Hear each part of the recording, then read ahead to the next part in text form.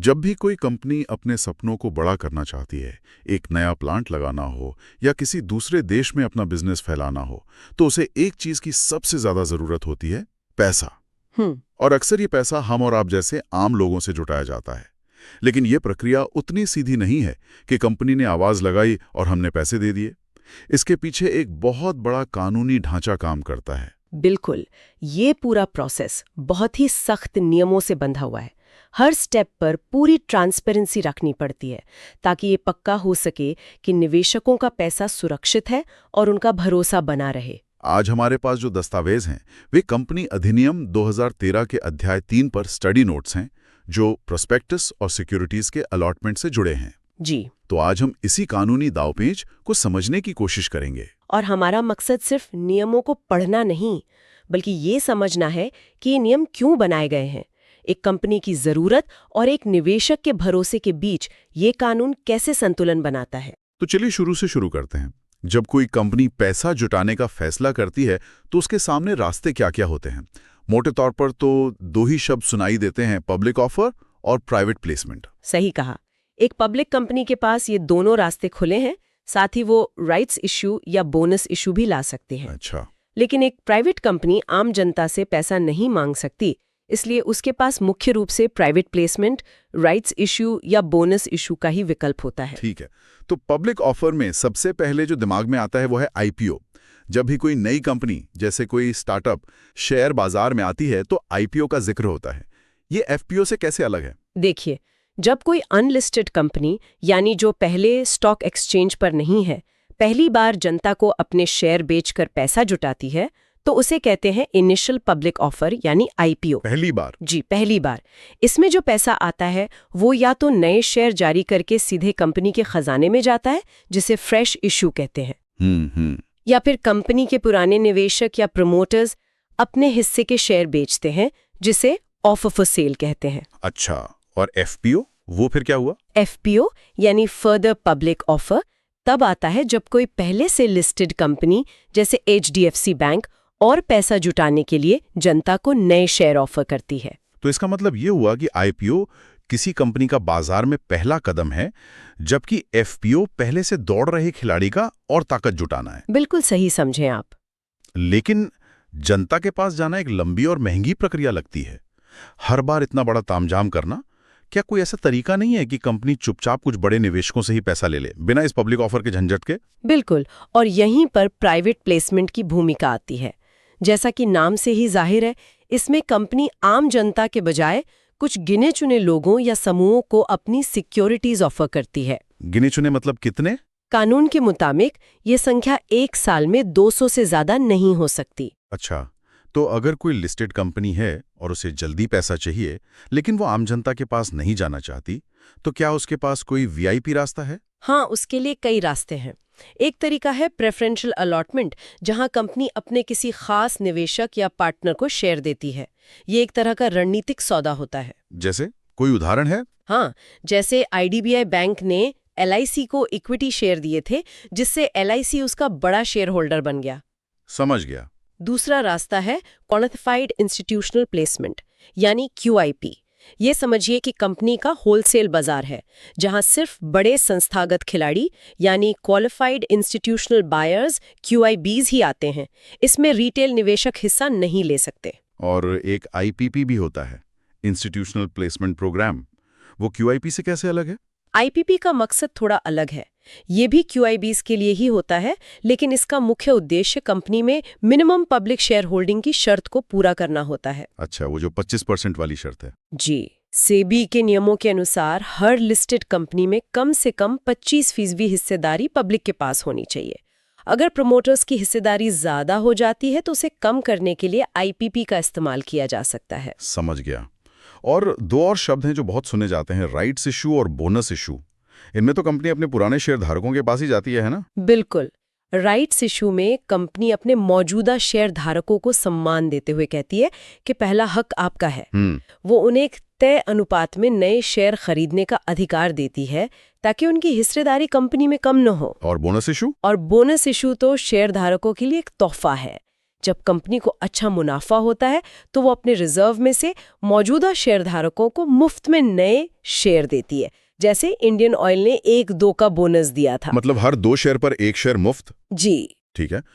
तो जब कोई कंपनी पब्लिक ऑफर, खासकर आईपीओ या एफपीओ के जरिए पैसा जुटाती है, तो उसे एक दस्तावेज जारी करना होता है, जो हर निवेशक के लिए सबसे जरूरी होता है, प्रोस्पेक्टस। ये प्रोस्पेक्टस आखिर है क्या?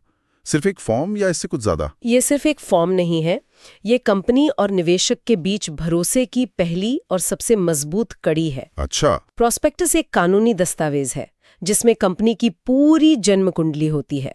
उसके प्रमोटर्स कौन हैं, बिजनेस क्या है, पिछले सालों में उसकी वित्तीय हालत कैसी रही, वो इस पैसे का क्या करेगी और इस इशू से जुड़े क्या-क्या जोखिम हैं। तो मतलब इसी को पढ़कर एक निवेशक फैसला लेता है? बिल्कुल, इसी को पढ़कर एक निवेशक ये फैसला करता है कि उसे अपनी मेहनत की कमाई इस कंपनी में लगानी चाहिए या नहीं। तो इसमें क्या-क्या जानकारी होना बिल्कुल अनिवार्य है, जैसा कि हमारे नोट्स में सेक्शन 26 का जिक्र है? कानून इस मामले में बहुत सख्त है।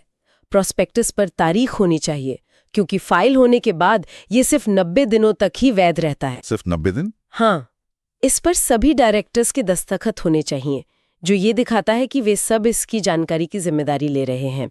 इसमें सेबी के नियमों के मुताबिक सारी वित्तीय जानकारी होनी चाहिए। और सबसे जरूरी, एक घोषणा कि कंपनी ने एक्ट के सभी प्रावधानों का पालन किया है। इसे जनता को देने से पहले रजिस्ट्रार ऑफ कंपनीज के पास फाइल करना अनिवार्य है। लेकिन प्रोस्पेक्टस भी तो कई तरह के होते हैं, रेड हेरिंग, शेल्फ, ये सब क्या हैं? हाँ, ये अलग-अलग स्थितियों के लिए होते हैं। जैसे रेड हेरिंग प्रोस्पेक्टस का इस्तेमाल बुक बिल्ट इशू में होता है। बुक बिल्ड मतलब? जिसमें इशू की कीमत या शेयरों की अंतिम संख्या पहले से तय नहीं होती। तो फिर ये रेड हेरिंग प्रोस्पेक्टस में क्या होता है? इसमें कीमत को छोड़कर लगभग बाकी सारी जानकारी होती है। ये कंपनी को एक तरह से बाजार का मूड भांपने का मौका देता है। निवेशक अलग अलग कीमतों पर बोली लगाते हैं। अच्छा। और उससे जो डिमांड आती है उसके आधार पर अंतिम कीमत तय होती है। ये तो काफी स्मार्ट तरीका है। और शेल्फ प्रोस्पेक्टस, ये किसके लिए है? शेल्फ प्रोस्पेक्टस उन कंपनियों के लिए एक सुविधा है जिन्हें बार बार पैसा जुटाने की जरूरत पड़ती है, जैसे बैंक या एनबीएफसीज। अच्छा। उन्हें हर बार नया इशू लाने के लिए पूरा प्रोस्पेक्टस बनाने की जरूरत नहीं है। वे एक बार शेल्फ प्रोस्पेक्टस फाइल कर देते हैं, जो 1 साल तक वैध रहता है। 1 साल तक? जी। जब भी उन्हें नया इशू लाना होता है तो वे बस एक छोटा सा दस्तावेज, जिसे इन्फॉर्मेशन मेमोरेंडम कहते हैं, फाइल कर देते हैं, जिसमें सिर्फ नई जानकारी होती है। इससे उनका समय और पैसा दोनों बचता है। और ये एब्रिज्ड प्रोस्पेक्टस और डीम्ड प्रोस्पेक्टस क्या भला हैं? इनके नाम ही थोड़े मुश्किल लगते हैं। एब्रिज्ड प्रोस्पेक्टस असल में पूरे प्रोस्पेक्टस का एक छोटा सार रूप है। कानून कहता है कि हर एप्लीकेशन फॉर्म के साथ आपको यह संक्षिप्त प्रोस्पेक्टस देना ही होगा, ताकि निवेशक को मुख्य बातें एक नज़र में पता चल जाएं। ठीक है, ये तो समझ आता है। लेकिन ये डीम्ड प्रोस्पेक्टस? डीम्ड प्रोस्पेक्टस एक कानूनी फंदा है उन कंपनियों के लिए जो चालाकी करने की कोशिश करती हैं। चालाकी? कैसी चालाकी? कुछ कंपनियां प्रोस्पेक्टस के कड़े नियमों से बचने के लिए सीधे जनता को शेयर न बेचकर किसी बिचौलिए, जैसे किसी इशू हाउस को सारे शेयर बेच देती हैं। फिर वो इशू हाउस आम जनता को शेयर बेचता है। अच्छा, तो कंपनी बच गई? नहीं, ऐसे में कानून कहता है कि जिस दस्तावेज के जरिए वो इशू हाउस जनता को शेयर ऑफर कर रहा है, उसे ही मूल कंपनी का प्रोस्पेक्टस मान लिया जाएगा। मतलब डीम्ड प्रोस्पेक्टस। इससे कंपनी अपनी जिम्मेदारी से भाग नहीं सकती। वाह, मतलब कानून ने हर लूपहोल को बंद करने की कोशिश की है। चलिए, तो प्रोस्पेक्टस जारी हो गया, लोगों ने अप्लाई भी कर दिया। इसके बाद कंपनी शेयर अलॉट कैसे करती है? नहीं, बिल्कुल नहीं। सेक्शन 39 के तहत इसकी भी एक तय प्रक्रिया है। सबसे पहली और जरूरी शर्त है मिनिमम सब्सक्रिप्शन। Minimum subscription? तो इशू को असफल माना जाता है। और अगर ये शर्त पूरी हो गई तो? अगर ये शर्त इशू बंद होने के 30 दिनों के अंदर पूरी हो जाती है तो कंपनी सफल आवेदकों को शेयर अलॉट कर सकती है, और अलॉटमेंट की 30 दिनों के भीतर उसे रजिस्ट्रार के पास रिटर्न ऑफ अलॉटमेंट फाइल करना होता है। लेकिन अगर मिनिमम सब्सक्रिप्शन नहीं मिला, तब तो गड़बड़ हो जाएगी। निवेशकों के पैसे का क्या होगा? उस स्थिति में कंपनी को इशू बंद होने के 15 दिनों के अंदर सारा एप्लीकेशन मनी बिना किसी कटौती के वापस करना पड़ता है। 15 दिन में? जी, और अगर इसमें 1 दिन की भी देरी होती है तो कंपनी और उसके अधिकारियों को ब्याज के साथ जुर्माना देना पड़ता है। पैसा वापस करने की ये प्रक्रिया तो बहुत जटिल लगती होगी, खासकर जब लाखों आवेदन आए हों। रिफंड में देरी की शिकायतें तो आम थी पहले। हाँ, थी। और इसी समस्या को जड़ से खत्म करने के लिए 2008 में सेबी एक क्रांतिकारी सिस्टम लेकर आया, ASBA। ASBA मतलब application supported by blocked amount. बिल्कुल, ये बहुत ही बेहतरीन सिस्टम है। ये काम कैसे करता है? ASBA में जब कोई निवेशक IPO के लिए अप्लाई करता है तो उसके बैंक खाते से पैसा कटता नहीं है, बल्कि एप्लीकेशन की राशि सिर्फ ब्लॉक हो जाती है। सिर्फ ब्लॉक होती है, कटती नहीं। जी, वो पैसा आपके खाते में ही रहता है, आप उसे देख सकते हैं लेकिन खर्च नहीं कर सकते। जब शेयर अलॉट होते हैं तो सिर्फ उतनी ही राशि खाते से डेबिट होती है जितने के शेयर मिले हैं। अगर एक भी शेयर अलॉट नहीं होता तो ब्लॉक अपने आप हट जाता है। अरे वाह, इसके तो कई फायदे लगते हैं। बिल्कुल। पहला, निवेशक को रिफंड का इंतजार नहीं करना पड़ता। दूसरा, कंपनी पर भी समय पर पैसा लौटाने का झंझट खत्म हो जाता है। और तीसरा सबसे बड़ा फायदा, निवेशक को अपनी ब्लॉक की गई राशि पर तब तक ब्याज भी मिलता रहता है, क्योंकि पैसा तो उसी के खाते में है। इसने पूरी प्रक्रिया को बहुत कुशल और निवेशक हितैषी बना दिया है। तो शेयर अलॉट हो गए, पैसा भी कट गया। अब एक निवेशक के तौर पर मैं अपने शेयरों की खरीद बिक्री कैसे कर सकता हूँ? यहीं पर सेक्शन 40 की भूमिका आती है। ये सेक्शन कहता है कि पब्लिक ऑफर लाने वाली हर कंपनी के लिए ये अनिवार्य है कि वो अपनी सिक्योरिटीज को कम से कम एक मान्यता प्राप्त स्टॉक एक्सचेंज में लिस्ट कराने के लिए आवेदन करे। और प्रोस्पेक्टस में इसका जिक्र होता है? हाँ, प्रोस्पेक्टस में उस स्टॉक एक्सचेंज का नाम भी साफ साफ लिखा होना चाहिए। लिस्टिंग के बाद ही ट्रेडिंग शुरू हो सकती है। और आजकल तो सब कुछ ऑनलाइन होता है, फिजिकल शेयर सर्टिफिकेट तो अब दिखते ही नहीं।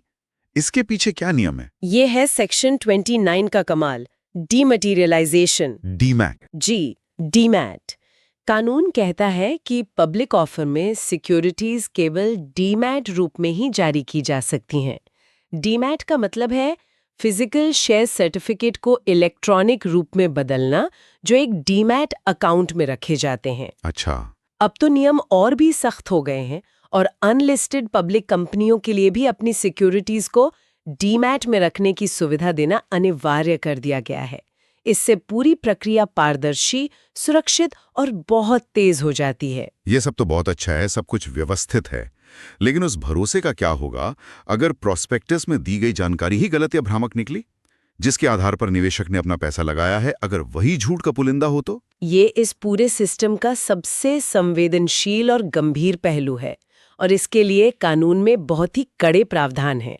अगर प्रोस्पेक्टस में कोई भी जानकारी झूठी या भ्रामक पाई जाती है तो 2 तरह की देनदारी यानी लायबिलिटी बनती है। 2 तरह की? हाँ, एक है क्रिमिनल लायबिलिटी और दूसरी है सिविल लायबिलिटी। अच्छा, तो एक तरफ क्रिमिनल लायबिलिटी है जहां जेल हो सकती है और दूसरी तरफ सिविल जहां हर्जाना देना पड़ता है। ये दोनों एक साथ चलती हैं या अलग-अलग? ये दोनों एक साथ चल सकती हैं और यही इसकी सबसे बड़ी ताकत है। मान लीजिए कंपनी ने प्रोस्पेक्टस में अपने मुनाफे को बढ़ा चढ़ाकर दिखाया ताकि ज्यादा निवेशक पैसा लगाएं। बिल्कुल, तो सरकार की एजेंसी जैसे SFIO धोखाधड़ी के लिए सेक्शन 34 के तहत आपराधिक केस चला सकती है। ये है क्रिमिनल लायबिलिटी। और सिविल लायबिलिटी? और साथ ही जिन निवेशकों ने उस झूठे मुनाफे को देखकर शेयर खरीदे और बाद में शेयर का दाम गिरने पर उन्हें नुकसान हुआ, वे सब मिलकर सेक्शन 35 के तहत कंपनी, डायरेक्टर्स और उन एक्सपर्ट्स पर भी मुआवजे के लिए सिविल केस कर सकते हैं। मतलब उन्हें नुकसान की भरपाई करनी होगी? जी, ये है सिविल लायबिलिटी। तो डायरेक्टर को जेल भी हो सकती है और अपनी जेब से निवेशकों का पैसा भी लौटाना पड़ सकता है। आपने सेक्शन 447 का जिक्र किया जो धोखाधड़ी से जुड़ा है। इसके तहत सजा कितनी गंभीर हो सकती है? सेक्शन 447 कोई मजाक नहीं है। ये धोखाधड़ी के लिए बहुत गंभीर सजा तय करता है। सजा कम से कम 6 महीने से लेकर 10 साल तक की कैद है। 10 साल?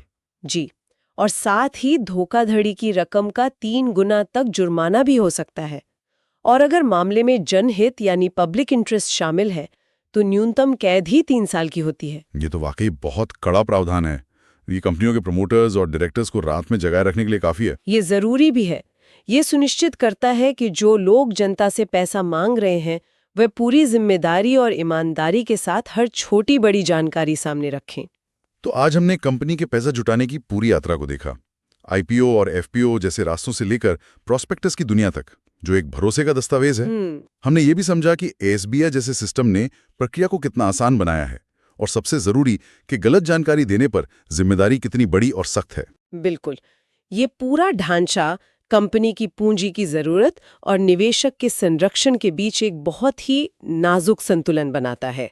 पारदर्शी जानकारी, सख्त नियम और गंभीर परिणाम, यही एक स्वस्थ पूंजी बाजार, एक हेल्दी कैपिटल मार्केट की नींव है। हमने भारत में लागू नियमों की बात की, लेकिन जब भारतीय कंपनियां विदेशी बाजारों से विदेशी निवेशकों से पैसा जुटाना चाहती हैं, तो वे ग्लोबल डिपॉजिटरी रिसीट या जीडीआर का इस्तेमाल करती हैं। जी, ये उन्हें न्यूयॉर्क या लंदन जैसे अंतर्राष्ट्रीय स्टॉक एक्सचेंज पर लिस्ट होने की सुविधा देता है। ये एक दिलचस्प सवाल खड़ा करता है, दुनिया भर के निवेशकों की सुरक्षा के लिए हमारे घरेलू सख्त नियमों और उन विदेशी स्टॉक मार्केट के नियमों के बीच संतुलन आखिर कैसे बनाया जाता होगा।